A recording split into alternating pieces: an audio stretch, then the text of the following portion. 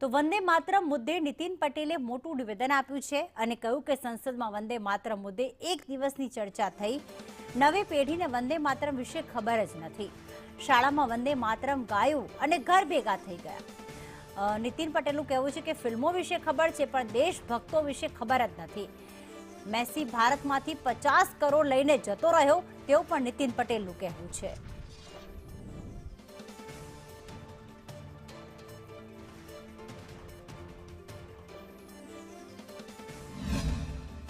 વંદે માતરમના ગીતની જ્યારે શતાબ્દી થઈ, પાર્લામેન્ટમાં મોદી સાહેબે ખૂબ આખા દિવસની ચર્ચા રાખી.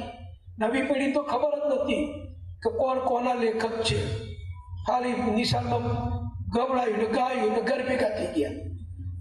કયા પિક્ચરના કયા ગીતકાર છે, સંગીતકાર કોણ છે, કોણ ડાન્સ કરે છે એ બધી ખબર, પણ કોણ દેશભક્ત લેખક એ નથી ખબર.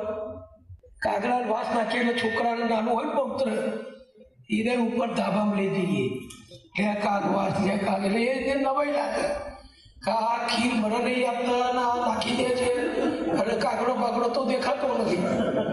પછી આપણા ધર્મની પદ્ધતિ પ્રમાણે આપણે એને સમજાવીએ કે ભાઈ આ દાદાના દાદા હતા, એમનું નામ આ હતું, એમના માટે આપણે નાખીએ છીએ. એમ દેશની આઝાદીમાં કોણે શું કર્યું એ નવી પેઢીને તો બહુ ખબર જ નથી. સોશિયલ મીડિયામાં બધા પોતપોતાનું જ ચલાવી જાય છે. કાલે પેલો મેસી આવ્યો તો મેસી 50 કરોડ લઈને જતો રહ્યો ભારતમાંથી, અને એ 5 લાખ માટે આ બધી ભાઈ ફાફા મારે છે. આપણે બધા ફાફા મારીએ છીએ. 50 કરોડ લઈ ગયો, વધારે લઈ ગયો.